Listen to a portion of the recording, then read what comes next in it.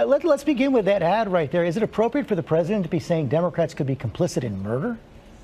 Look, the president's #1 job as commander-in-chief and as the president is national security, and we cannot protect American citizens. We cannot protect this country if we don't secure our border. That's the point the president's trying to make. It's the same point that he's made since he first started running for office, and certainly since he was sworn in as president. It's absolutely appropriate for the commander-in-chief of this country to do everything he can to make sure he's protecting our citizens. Might make it more difficult to get the negotiations with Democrats going, but does the president support this emerging compromise that there should be a guaranteed vote on DACA in the Senate, in the House, in return for this extension of the government funding? Look, the president's focus right now is making sure that we get the government reopened. It's outrageous that Democrats are holding our national security hostage, that they're not allowing our brave men and women who are out there on the front lines to be compensated, their families taken care of, the Veterans Associations taken care of, and frankly, the Children's Health Care Program, all on the line while Democrats are playing political games. First and foremost, we have to reopen our government. We have to fund our government. And as soon as that is done, we're more than happy to negotiate on this, on responsible immigration reform. The president's been very clear, George, on exactly what he wants. He wants to make a deal on DACA. So the fact that Democrats are trying to pretend as if that's something that we haven't already put on the table is just disingenuous. And frankly, it's a little bit ridiculous of Sarah, Chuck Schumer as you know, not everyone agrees. Not everyone on Capitol Hill agrees that the president has been very clear. You've got Senator Lindsey Graham, Republican, saying he hasn't been a reliable partner. You've got Senator Chuck Schumer saying it's like negotiating with Jell-O. Even Senator McConnell says he can't figure out what the president wants. Then I think maybe sometimes they're not paying attention. Look, the president has laid out what his priorities are and what his principles are. And frankly, he invited, George, all of the media in to see and have that discussion. We've laid out that we want to make a deal on DACA. We want to secure the border through the border wall and border security. We want to end chain migration, and we want an end to the visa lottery system. I don't know what's confusing about that. I know that sometimes members like Senator Schumer need a little help and guidance getting through big policy negotiations like that. But the president's laid out what he wants, and if they need help understanding it, we'd be happy to send some people over there to explain it to them. Do you really want to be questioning Senator Schumer's knowledge of this legislation? Look, if he's unclear about what the president has laid out, then possibly. I think, frankly and sadly, that Senator Schumer is playing games. Look, he wants to make it like this is the president's fault and that the president hasn't been anything but clear, but he has. We've laid out multiple documents explaining and outlining exactly what we're asking for. Right now, first and foremost, we want to reopen the government. As soon as we do that, we're more than happy to start negotiations on responsible immigration reform.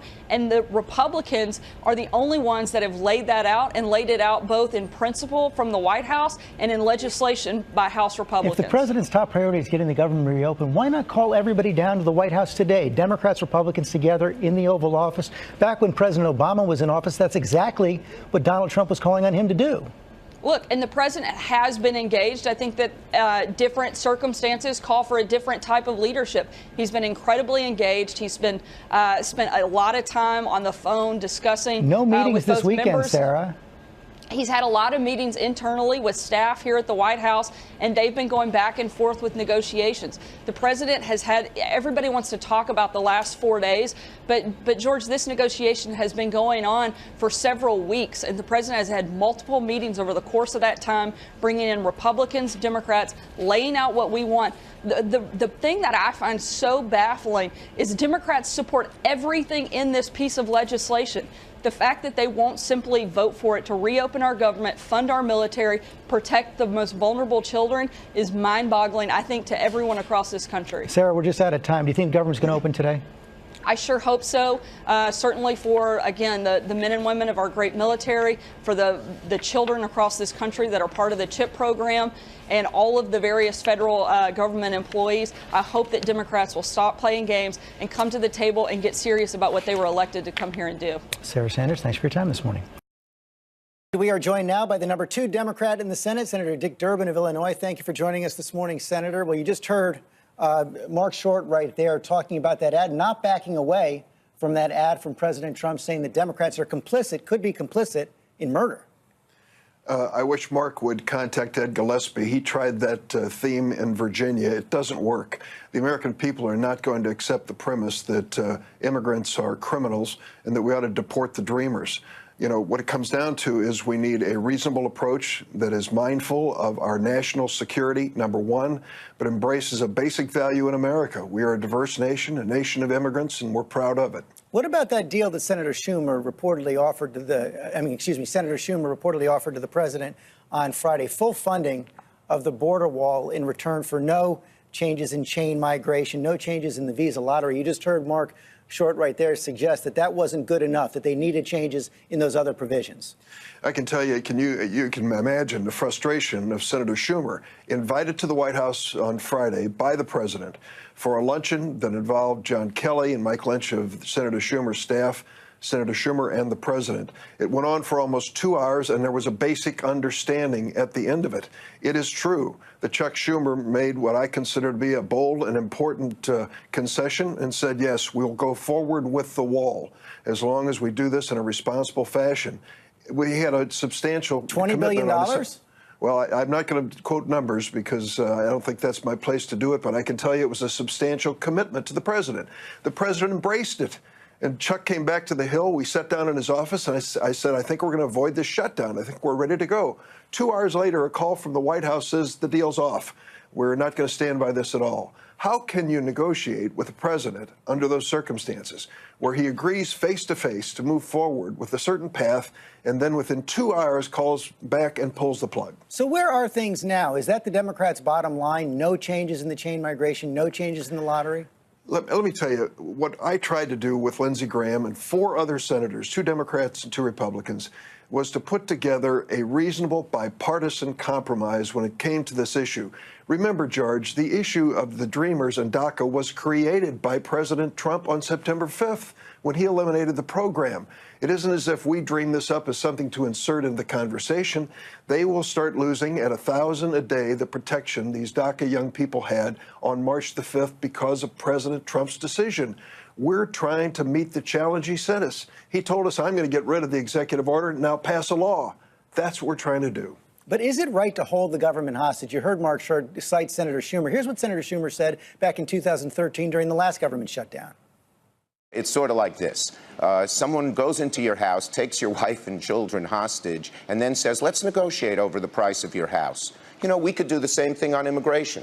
We believe strongly in immigration reform. We could say we're shutting down the government. We're not going to raise the debt ceiling until you pass immigration reform. It would be governmental chaos.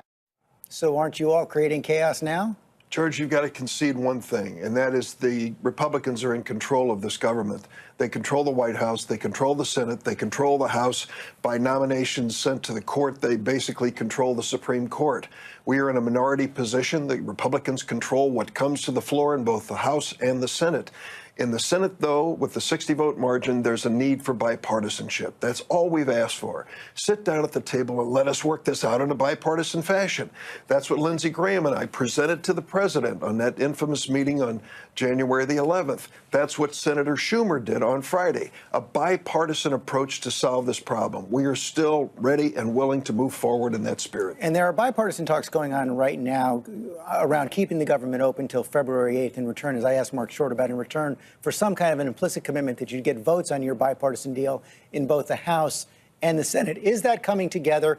Will the government open tomorrow? I can't answer that question directly, other than the fact that your premise is correct. There are bipartisan conversations going on right now.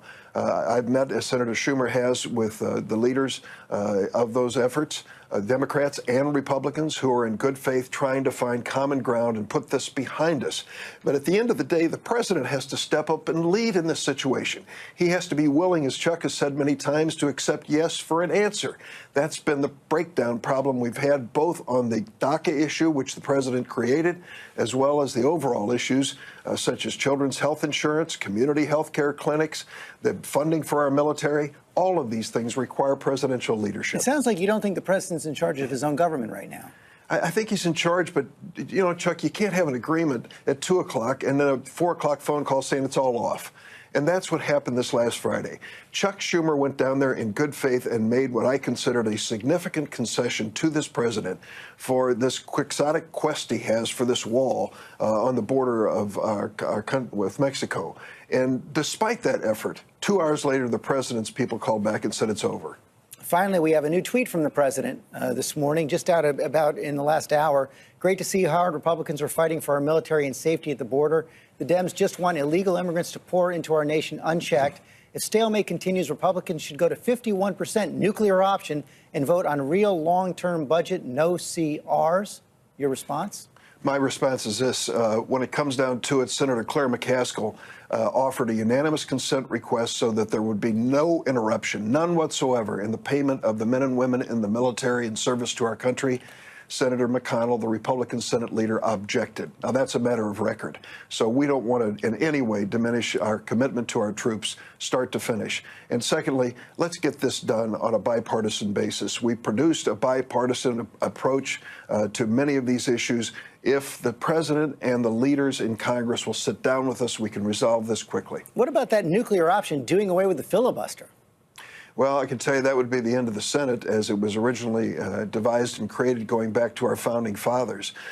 We have to acknowledge a respect for the minority, and that is what the Senate tries to do in its composition and in its procedure. Senator Durbin, thanks for your time this morning.